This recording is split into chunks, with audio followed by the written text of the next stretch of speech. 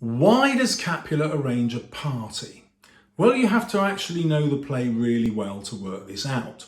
He tells Paris that it is an old accustomed feast. In other words, this is a tradition, we do it all the time.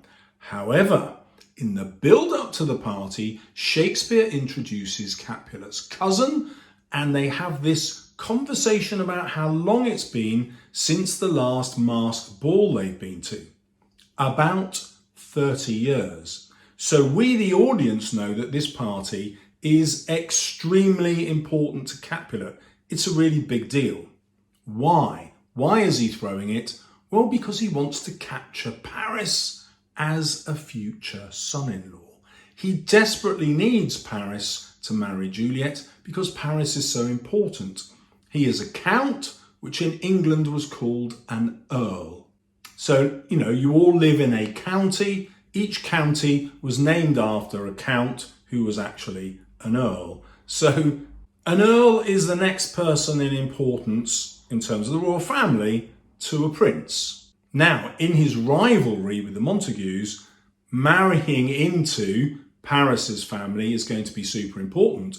Even more important because Paris is related to the Prince of Verona. And so you can see Capulet's standing is going to accelerate up the social hierarchy if he manages to marry Juliet to Paris. Now, the next question allied to that is, why is it a masked ball?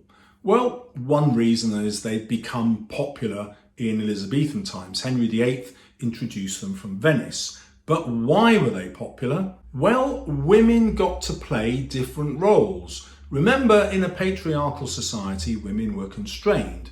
If you follow Juliet, she's never alone without the nurse. And that's typical of a young daughter's life. Why? Because the patriarchal society insisted that she remained a virgin until she married. So she's effectively guarded.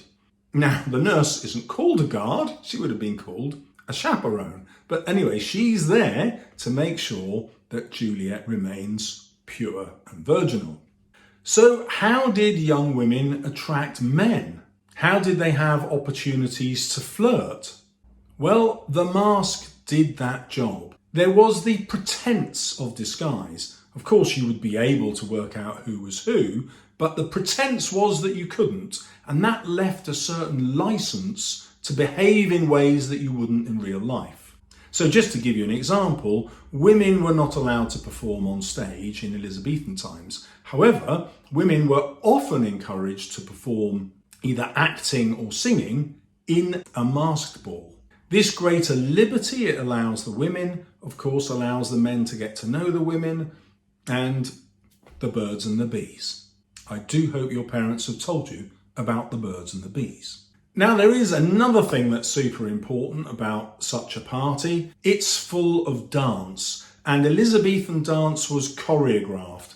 Everybody knew the steps. Some were designed to get palmers just to touch hands and arms and be close to each other, and others were much more energetic and designed to show off the physical prowess and elegance and timing of the dancers. So the dances were both a form of sexual display and a way to bring dancers together.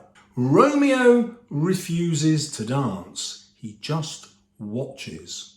And this either presents his love as romantic, love at first sight, or it presents his love as deeply sexual, not based on Juliet's personality in any way, based on what he's seeing about the way she moves. Now that's important because all the way through the play, Shakespeare suggests that the lovers are in love, and then he suggests maybe they're not, it's just infatuation and lust. And he keeps playing with this idea all the way through the play to force us to decide whether the extreme teenage passion is genuine love or sexual desire. It's the men's fault. And if you'd like any more of that, you know where to go, or click on the next videos, which are totally free. But you can't write notes all over a video. Know what I mean? Or check out one of the totally free and incidentally pretty damn good videos appearing here. See you soon on my channel.